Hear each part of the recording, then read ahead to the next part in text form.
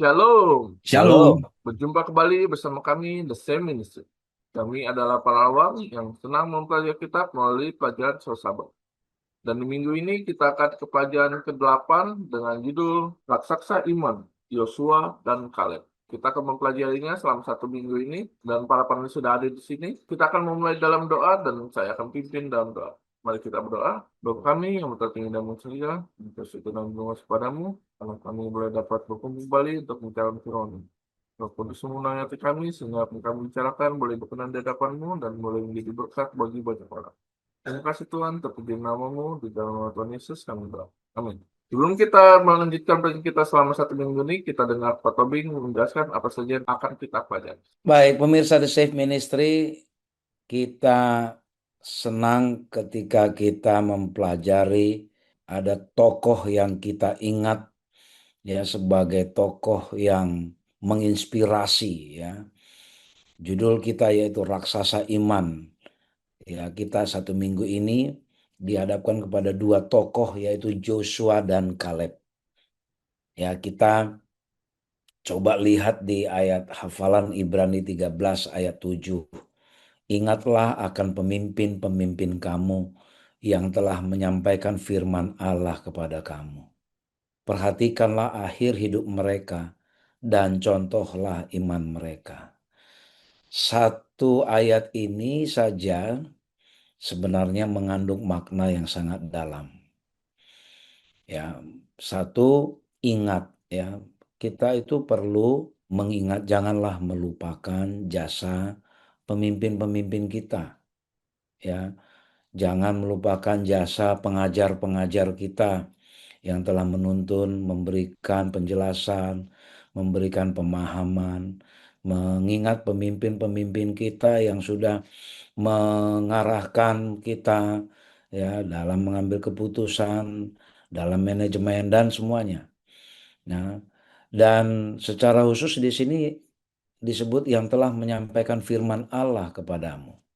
Kalau di gereja kita ya artinya para pengajar, para pendeta ya yang menyampaikan firman kepada kita.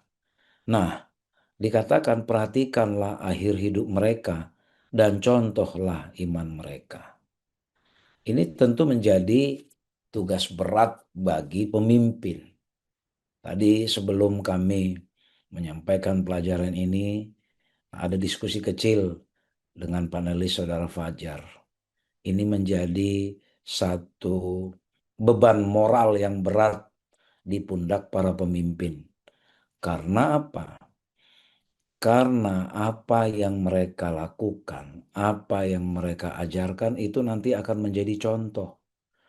Bagaimana kalau pemimpin-pemimpin, terutama penyampai firman Tuhan, para hamba Tuhan, para pendeta, misalnya, walaupun mereka menyampaikan firman Tuhan, apakah kehidupan mereka, karena dikatakan perhatikanlah akhir hidup mereka, apakah akhir hidup mereka bisa dijadikan contoh oleh umat yang diajarnya. Ini tentu sangat berat luar biasa.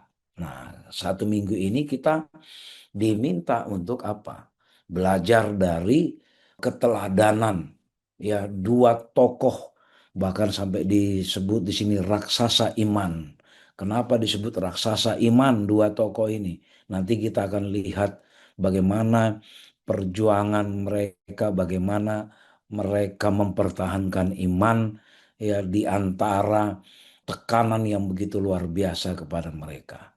Tapi yang kita harus ingat bahwa hati-hati kita jangan sampai mencontoh yang tidak baik dan juga jangan sampai kita menjadi contoh yang tidak baik. Nah, kita akan melihat ya apa-apa saja yang kita mau teladani dari dua raksasa iman ini yaitu Yosua dan Kaleb. Demikian Pak Simon dan pemirsa The Safe Ministry. Terima kasih Pak Tobing untuk penjelasannya.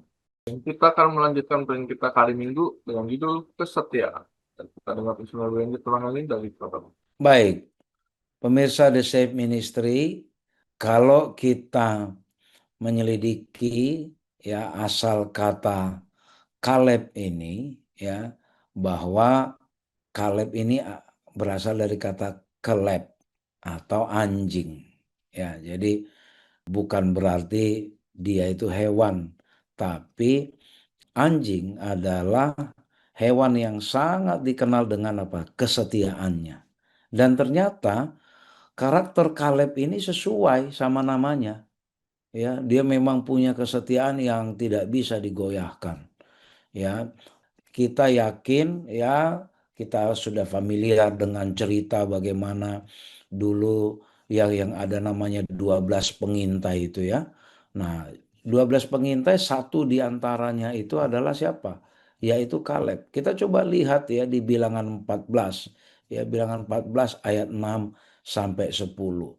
Ya, tapi Joshua dan Kaleb yang termasuk orang yang telah mengintai negeri itu mengoyakkan pakaian dan berkata kepada segenap Israel, negeri yang kami lalui untuk diintai itu adalah luar biasa. Jika Tuhan berkenan kepada kita, maka Ia akan membawa kita masuk ke negeri itu dan akan memberikannya kepada kita suatu negeri yang berlimpah-limpah susu dan madunya. Hanya, nah ini ya, janganlah memberontak kepada Tuhan dan janganlah takut kepada bangsa negeri itu, sebab mereka akan kita telan habis. Yang melindungi mereka sudah meninggalkan mereka, sedang Tuhan menyertai kita. Janganlah takut kepada mereka. Tapi apa yang terjadi? Ayat 10.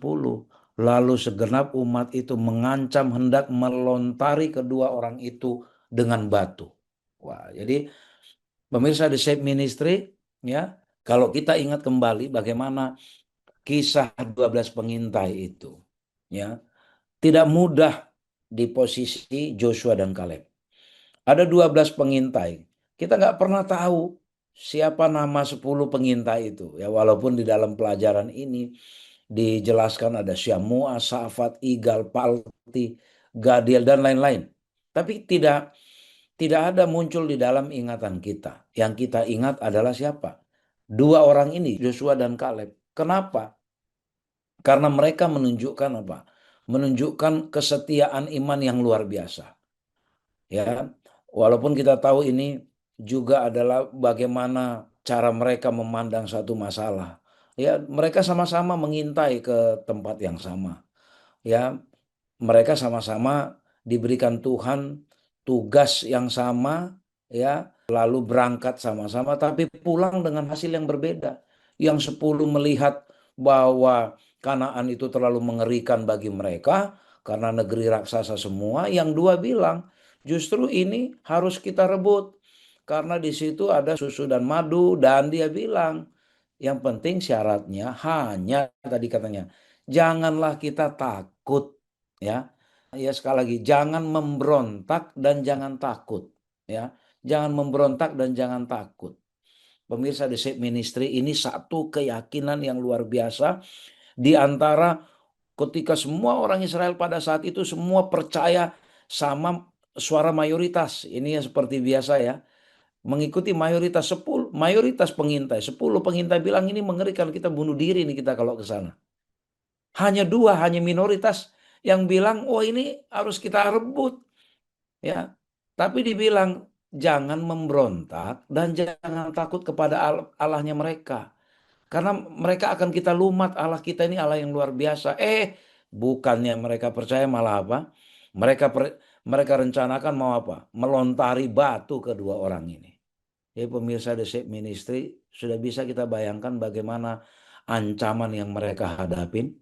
Ya, dan kalau kita baca seterusnya, semakin diyakinkan oleh Joshua dan Kaleb, orang Israel lainnya bersama 10 pengintai itu apa? Semakin menunjukkan kegilaan yang luar biasa. Kegilaan dalam arti kemarahan yang semakin tak terkendali.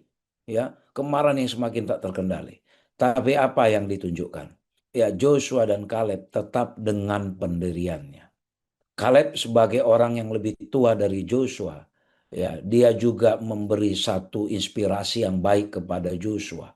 Dan Joshua pun yang lebih muda juga menyambut positif inspirasi dari Kaleb ini, sehingga mereka sama-sama melihat bahwa ini adalah apa?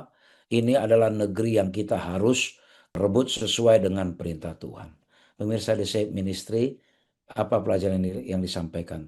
Tidak mudah setia ketika kita hidup di bawah ancaman. Kaleb sudah menunjukkan itu. Joshua sudah menunjukkan itu. Itu makanya ya baru satu pelajaran ini kita sudah bisa diyakinkan bahwa pantaslah mereka disebut raksasa iman. Ya, di antara ganasnya orang Israel pada saat itu bersama karena diprovokasi oleh 10 pengintai itu, tapi mereka tetap apa? Mereka tetap bertahan walaupun ada apa? Walaupun ada ancaman lempari saja mereka dengan batu. Pemirsa The Shape Ministry ini pelajaran yang mahal bagi kita. Bagaimana kita tetap setia kepada Tuhan walaupun kita di bawah ancaman. Mungkin ancamannya bukan ancaman mau dibunuh. Mungkin ancamannya adalah kehilangan pekerjaan. Mungkin ancamannya adalah dalam bentuk yang lain. Tapi Yosua dan Kaleb biarlah menginspirasi kita agar ancaman apapun ketika kita mengetahui bahwa Allah beserta kita, tidak ada ancaman yang terlalu berat bagi kita karena Allah akan melepaskan. Demikian pemirsa Shape Ministry. Terima kasih kepada Pak Toping penjelasannya. Dan kita akan melanjutkan program kita ke hari Senin yang judul Beri Aku Daerah Perbukitan. Dan kita dengar penjelasan belajar tahun ini dari Pak Penjelasan. Ya, Pak Simon dan pemirsa The Safe Ministry. Saya bahkan sampai merinding mendengarkan penjelasan dari panelis saudara Elvin ya. Dan ini kata-kata dari Kaleb nih, beri aku daerah perbukitan ini ya. Dan memang pantas mereka adalah tokoh-tokoh ya, memiliki ya raksasa iman ya. Bagaimana iman mereka itu betul-betul ditegakkan ya. Dan kalau kita lihat ya, ada satu ya Joshua dan Kaleb ini ya memiliki iman yang teguh. Dia memegang akan janji Tuhan, ya, memegang janji Tuhan. Kemudian di akhirnya mereka memperoleh apa yang mereka imani itu. Contohnya ini ya, dari Kaleb. Nah, Kaleb ini di dalam Joshua 14 ayat yang ke-8 ya. Sedang saudara-saudaraku yang bersama-sama pergi ke sana dengan aku membuat tawar hati bangsa itu. Namun aku tetap mengikuti Tuhan Allahku dengan sepenuh hati. Ada satu kata yang menarik di sini pemirsa di sini Ministry. Mengikuti Tuhan sepenuh hati. Sepenuh hati itu artinya tidak setengah-setengah, tapi sepenuh hati ya. Dan betul-betul hatinya dia itu didedikasikan untuk Tuhan. Dan apa yang dikatakan oleh Kaleb ini ya, disambut oleh Musa. Ayat yang ke-9 ya. Pada waktu itu Musa bersumpah katanya, sesungguhnya tanah yang diinjak oleh kakimu itu akan menjadi milik pusakamu dan anak-anakmu sampai selama-lamanya. Sebab engkau tetap mengikuti Tuhan Allahku dengan sepenuh hati. Ini adalah respon dari Musa.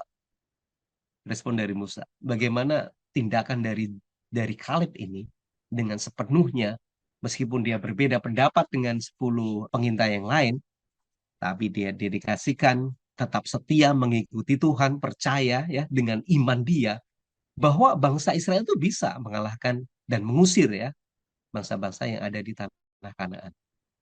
Dan Musa memberikan sumpah kepadanya, tanah yang diinjak oleh kakimu itu akan menjadi milik pusakamu. Kalau tidak pernah lupa akan janji Tuhan dan keyakinannya bahwa dengan bimbingan serta pertolongan Tuhan, bangsa Israel itu dapat kok menaklukkan negeri itu, dapat mengalahkan bangsa-bangsa itu. Tetapi keyakinan ini tidak di backup oleh 10 ya, oleh 10 pengintai yang lain. Hanya Joshua saja, hanya Joshua saja. Kaleb itu menunjukkan kepercayaan dan komitmen sepenuhnya ya, sepenuh hati terhadap janji Tuhan. Dia betul-betul pegang akan janji Tuhan itu ya. Dan dia tidak setengah-setengah ya. Tidak setengah hati, kemudian tidak suam-suam kuku ya.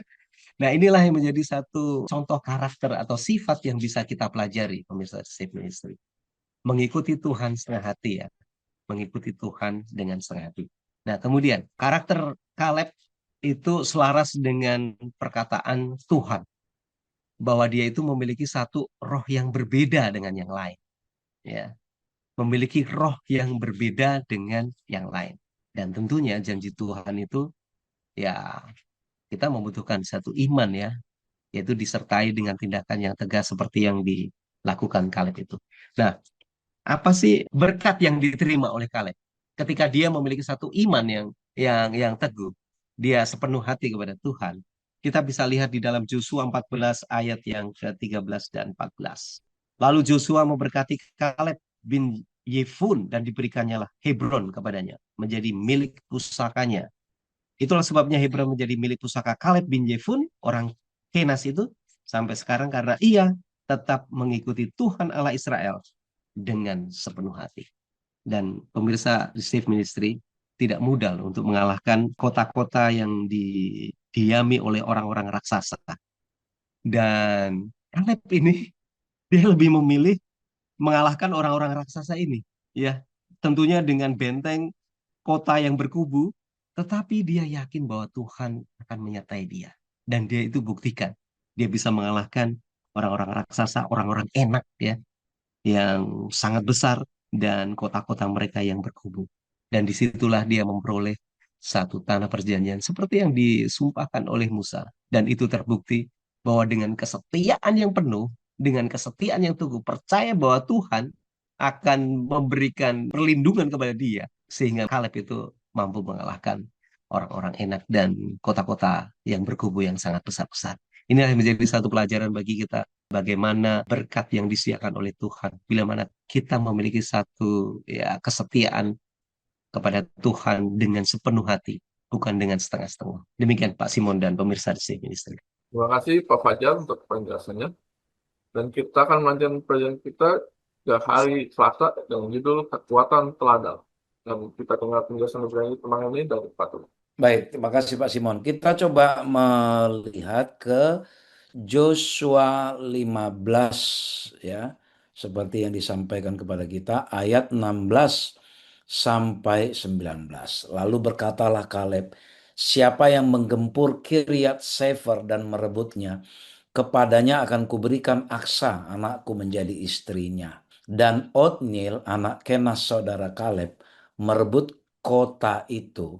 Lalu Kaleb memberikan kepadanya Aksa anaknya menjadi istrinya. Ketika perempuan itu tiba, dibujuknya suaminya untuk meminta ladang kepada ayahnya. Maka turunlah perempuan itu dari keledainya, lalu berkatalah Kaleb kepadanya, ada apa? Jawabnya, berikanlah kepadaku hadiah. Telah kau berikan kepadaku tanah yang gersang, berikanlah juga kepadaku mata air. Lalu diberikannya lah kepadanya mata air yang di hulu dan mata air yang di hilir. Ini satu kisah lanjutan ya dari bagaimana kehidupan Kaleb bersama anaknya. Ya, Kaleb bilang siapa yang bisa mengalahkan Kiryat Sefer, nanti aku kasih anakku. Kebetulan ada Otniel, anak Kenas saudara Kaleb. Ya, dia rebut kota itu dan akhirnya apa? Dinikahkan. Lalu kita lihat apa yang terjadi. Kita coba pindah ke Hakim-Hakim 3 ya, Hakim-Hakim 3 ya di ayat yang 7 sampai ke 11. Hakim 3 ayat 7 sampai 11. Orang Israel melakukan apa yang jahat di mata Tuhan. Mereka melupakan Tuhan Allah mereka dan beribadah kepada para Baal dan para Asyera. Lalu bangkitlah murka Tuhan terhadap orang Israel sehingga ia menjual mereka kepada Kusyan Taim, raja Aram Mesopotamia, dan orang Israel menjadi takluk.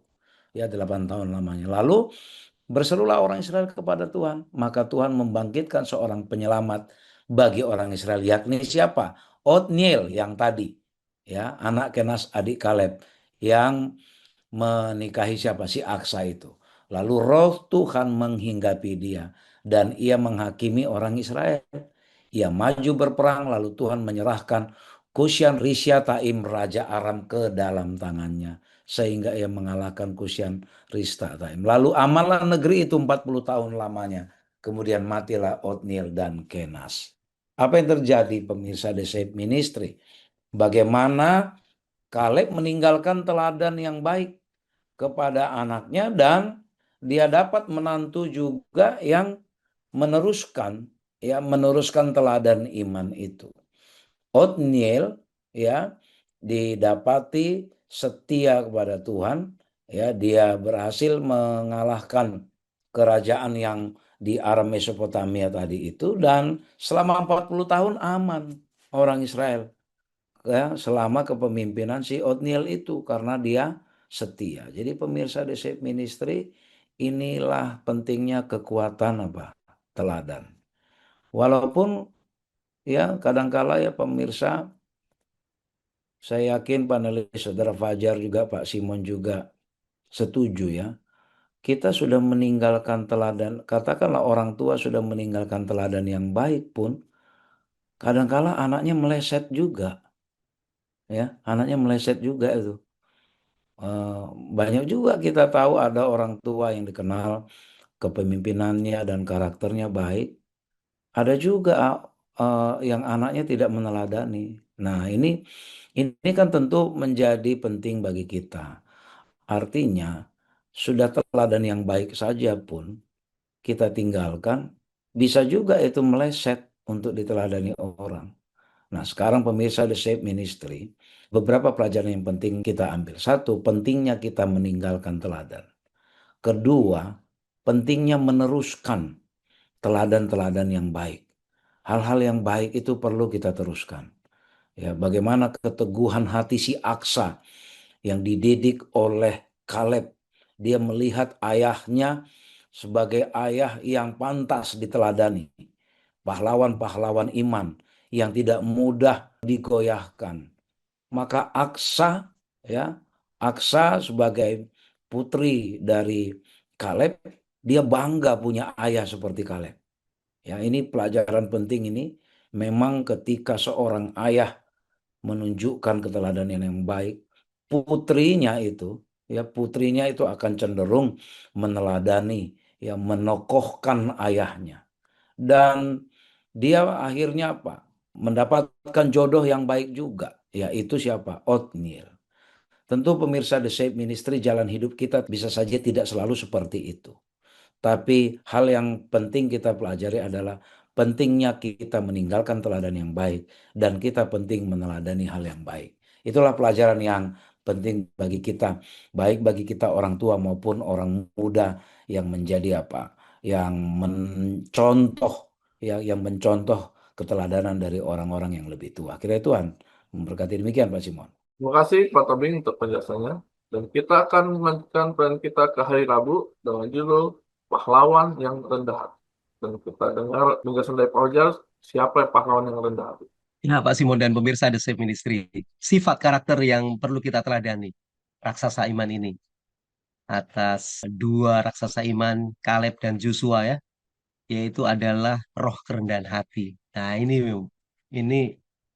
bagus sekali ya. Teladan Joshua dan Kaleb ini memiliki karakter rendah hati. Di mana karakter maupun sifat roh kerendahan hati itu yang dimiliki oleh Joshua khususnya ya. Ketika bangsa Israel itu sudah menaklukkan bangsa-bangsa yang diam di tanah Kanaan, itu ada pembagian wilayah atau tanah. Kemudian saya lihat di sini karena Kaleb itu adalah senior ya, karena dia lebih tua daripada Joshua dan mereka berdua yang masih tetap diizinkan oleh Tuhan memasuki tanah perjanjian, artinya sudah cukup dewasa, kurang lebih 85 tahun ya. Kaleb ini adalah yang mengalahkan bangsa Enak, raksasa-raksasa, maupun yang mengalahkan di kubu-kubu pertahanan yang sangat besar ya. Dan disitulah dia memperoleh tanah pertama ya, yaitu di Hebron itu. Kemudian setelah itu banyak tanah-tanah yang diberikan kepada suku-suku yang lain, Sebulon, kemudian Isakar, Asher, kemudian Naftali dan lain sebagainya dan ya banyak sekali. Kemudian yang terakhir malah justru Joshua. Joshua mendapatkan pembagian tanah yang paling terakhir. Bayangin ya. Sementara yang dia sudah mengalahkan seluruh bangsa-bangsa yang mendiami di tanah Kanaan sudah dibagikan ke semua suku-suku. Setelah selesai, kota yang diterima oleh Joshua adalah Timnat Serah. Timnat Serah. Ini sebuah nama yang terdiri dari dua kata. Yang pertama adalah Timnat, berasal dari kata kerja manah yang artinya menghitung atau menetapkan atau membagi ya, membagi sebuah wilayah. Kemudian kata yang kedua itu adalah serah yang berarti kelebihan atau sisa. Jadi nama kota Joshua itu dapat diterjemahkan sebagai bagian yang tersisa atau wilayah yang tersisa Timnat Serah ini. Nah, kalau kita lihat di sini, bagaimana karakter kerendahan hati daripada Joshua? Dia tidak mendahului kepentingan dia sendiri ya, tapi justru memberikan kesempatan yang lain untuk memperoleh tanah warisan mereka terlebih dahulu. Kemudian dia hanya mendapatkan ya reruntuhan lah kota, yaitu Timnat Serah ini. Yang tentunya ini dia akan membangun lagi tanah yang diperebutkan. Dan Timnat Serah ini dekat dengan Silo, di mana kita tahu Silo itu adalah tempat kemah pertemuan yang dibangun, ya kalau pelajaran minggu yang lalu, tempat kemah pertemuan yang dibangun. Joshua ingin dekat dengan Tuhan di masa tuanya. Inilah salah satu bukti roh kerendahan hati yang dimiliki oleh Joshua yang patut kita teladani ya, yang patut kita teladani. Prioritas Joshua itu berada dan lebih dekat kepada Tuhan ya. Tentunya karena dia selalu ingat akan pertolongan Tuhan. Untuk mendapatkan pusakanya, dia berikan kepada semua suku-suku, barulah setelah itu dia memperoleh tanah pusaka. Joshua puas dengan menjalani kehidupan yang sangat sederhana, yaitu dengan fokus pada apa yang lebih penting, yaitu mewujudkan untuk doa yang selalu diucapkan oleh Raja Daud ini setelah beberapa tahun kemudian. Ada satu kerinduan dari Raja Daud itu ya, dalam Mazmur 27 ayat 4. Satu hal yang kuminta dari Tuhan, itulah yang akan kuingini. Diam di dalam rumah Tuhan seumur hidup, hidup aku, menyaksikan kemurahan Tuhan dan menikmati bait-Nya. Oh, ini satu hal yang luar biasa ya, kerinduan dari Joshua di dalam masa tuanya setelah tugasnya sudah selesai. Dia bagi-bagi tanah penaklukan itu kepada semua suku-suku dan dia hanya justru memilih satu tempat yaitu Timnat Serah dekat dengan Silo, kota yang ditaklukkan itu. Baik pemirsa The Safe Ministry, ada satu pelajaran yang menarik ya yang bisa kita ambil dari tabiat karakter daripada Joshua ini, roh kerendahan hati. Dia tidak serakah atau tidak greedy ya. Justru dia mementingkan orang lain terlebih dahulu. Dan ini menjadi satu pelajaran. Dan tentunya mohon maaf, tanpa mengurangi rasa hormat. Ini menjadi satu templakan bagi para pemimpin-pemimpin kita. Bahkan mungkin buat untuk diri saya sendiri ya. Baik pemimpin ya di dalam gereja ataupun pemimpin organisasi. Tidak serakah. Pemimpin yang baik adalah berkorban demi orang lain. Mau merendahkan dirinya. Dan tentunya bagi kita inilah menjadi satu pelajaran supaya kita bisa ikuti teladan Joshua ini memiliki roh kerendahan hati. Demikian Pak Simon dan pemirsa Sip Ministry. Terima kasih Pak Fajar untuk penjelasannya. Dan kita akan melanjutkan ke pelajaran selanjutnya di hari Kamis dengan judul diubah oleh kontemplasi. Dan mungkin kita agak bingung nih dengan arti kata kontemplasi dan kita akan dengar penjelasan lebih lanjut tentang hal ini dari Pak Fajar. Selamat. Baik Pak Simon dan pemirsa The Safe Ministry ya, diubahkan oleh kontemplasi ya. Jadi memang penting juga ya kita memandang akan karakter Yesus ya. Meskipun kita juga diajarkan untuk belajar dari dua raksasa iman yaitu Kaleb dan Joshua. Namun hal yang paling utama itu adalah kita melihat dan mengimani akan tabiat dan karakter Yesus ya. Tentunya kita akan dapat memandang bagaimana Tuhan Yesus itu akan jauh lebih lebih jelas ya, yaitu dengan menghidupkan akan karakternya. Ketika dia melayani di atas dunia ya, karakternya dia itu memberikan satu contoh bagi kita, mau melayani ya, mau menyembuhkan, menjadi penolong bagi setiap orang yang lemah, orang yang sakit ya, disembuhkan. Inilah menjadi satu teladan bagi kita ya. Dia tidak mementingkan dirinya sendiri, namun dia menjadi penolong bagi ya, semua orang ya. Dan dia meluruskan ya, meluruskan semua kebenaran ya dengan orang-orang Farisi, Saduki dan lain sebagainya. Ada seorang ahli saraf yaitu di University of California, Los Angeles, namanya Marco Iacoboni. Dia meneliti sebuah neuron cermin. Jadi neuron cermin ini seperti sirkuit sel kecil ini diaktifkan ketika kita melakukan satu tindakan tertentu. Seperti halnya tertawa ya. kemudian memilih seseorang, kita mengamati orang lain dan melakukan satu tindakan yang sama. Tanpa kita sadari, ada satu neuron cermin di dalam otak kita. Tanpa kita sadari ya. Ketika seseorang mungkin ya, kita melihat bahwa mereka mungkin tertawa, kita juga pasti akan ikut tertawa gitu ya. Terlepas apakah kita mentertawakan oleh karena dia tertawa ya. Tapi ada satu neuron cermin ini, dengan kita memperhatikan perilaku tingkah orang lain, kita melakukan hal yang sama. Kita melakukan hal yang sama. Ada satu apa ya? Ada satu seperti mukjizat gitu ya, cermin ya. Nah, ketika kita memandang Yesus setiap hari, kita selalu ingat akan kasihnya yang begitu besar ya. Itu tuh akan merefleksikan di dalam kehidupan kita, kita melakukan hal yang sama seperti halnya yang Yesus lakukan. Mau menolong orang lain, berbuat kasih kepada orang lain, mau melayani orang lain. Nah, inilah yang menjadi satu satu kontemplasi bagi kita semuanya, bahwa dengan menyaksikan, melihat karakter ya daripada Yesus, itu akan mengubah sifat kehidupan kita menjadi seperti Dia, menjadi seperti Dia. Dan disitulah karakter seperti halnya Joshua dan Kaleb ya, Joshua dan Kaleb, kita juga meneladani akan karakter Yesus untuk tetap tinggal di dalam hati kita. Memang sih kita perlu ya memikirkan hal-hal yang positif dalam kehidupan kita.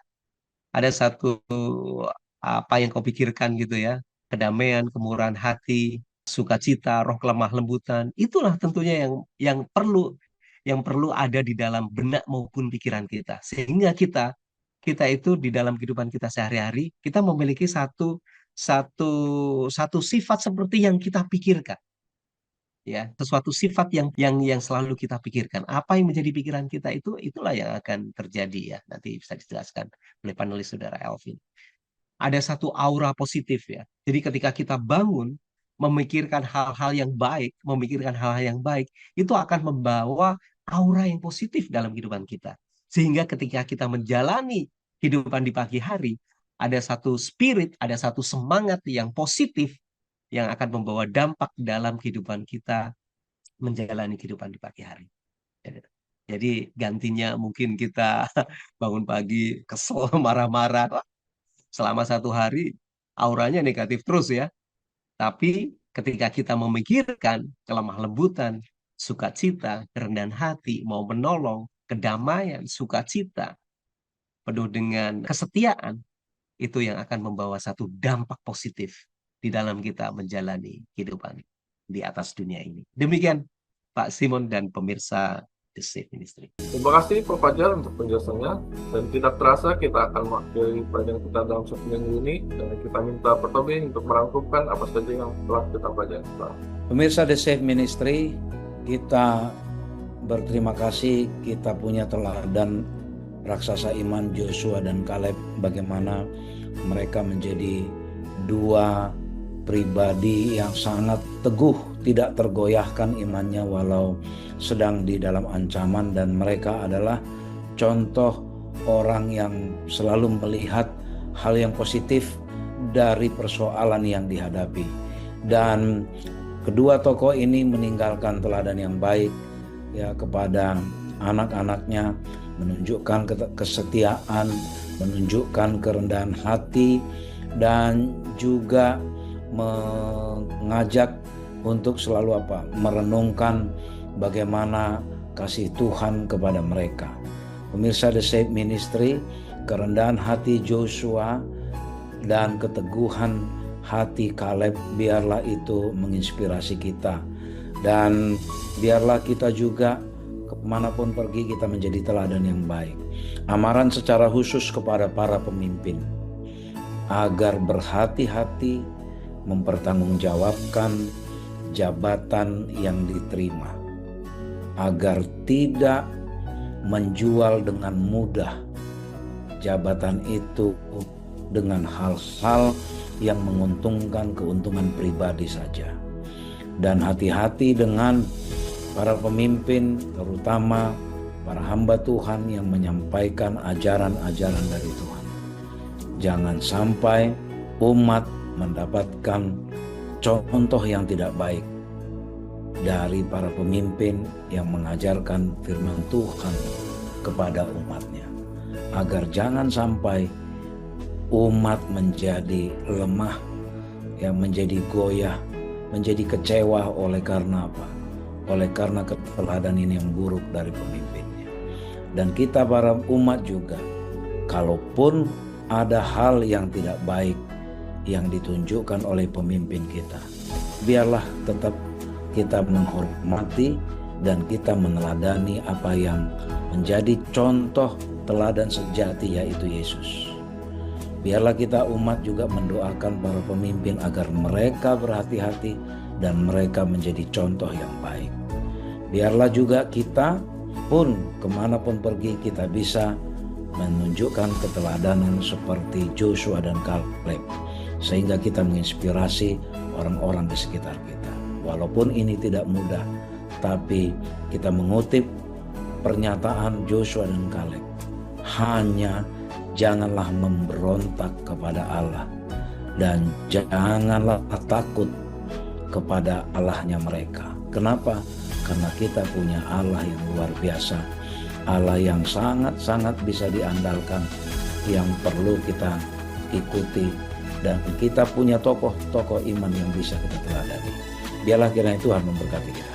Terima kasih kepada para panelis, Pak Elvin dan Pak Fajar, untuk penjelasannya selama 1 minggu ini. Dan biarlah kita mengingat, kita meninggalkan kebaikan selama hidup kita kepada anak-anak kita dan orang lain yang mengenal. Dan kita akan tutup dalam doa dan kita minta Pak Tobi untuk berdoa. Kita berdoa. Bapa di sorga, terima kasih Tuhan.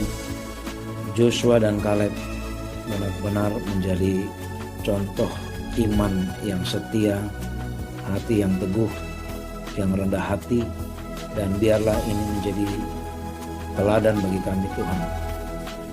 Kami berdoa juga buat para pemimpin kami, para hamba-hamba Tuhan yang Tuhan sudah asingkan menjadi pengajar-pengajar firman Tuhan, agar mereka boleh memberikan contoh yang baik sampai akhir hidupnya, sehingga bisa menjadi teladan yang baik juga bagi kami yang mendapatkan pengajaran dari para pemimpin kami Tuhan.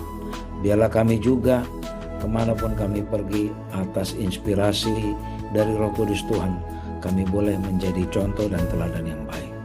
Dan ajari kami juga Tuhan agar kami hanya mencontoh hal-hal yang baik saja dari orang-orang yang Tuhan izinkan berinteraksi dengan kami Tuhan. Terberkatilah semua pemirsa The Safe Ministry dimanapun berada bersama kami di sini Tuhan, agar kami Engkau pertemukan di kerajaan sorga, oleh karena kami meneladani teladan Joshua dan Kaleb seperti yang kami pelajari pada saat ini Tuhan. Terima kasih Tuhan. Mohon ampun kami dari pelanggaran dan dosa kami perbuat, dalam nama Yesus kami berdoa. Amin. Amin. Terima kasih kepada para pemirsa yang telah menonton video ini. Biarlah ini boleh menjadi berkat bagi kita, dan jika Anda berkenan, Anda boleh mensuka video ini, berlangganan di channel kami, dan berkomen dan membagikan juga agar orang lain boleh dapat terberkat. Dan kita akan bertemu di pelajaran minggu depan. Shalom. Shalom. Tuhan memberkati. Tuhan memberkati.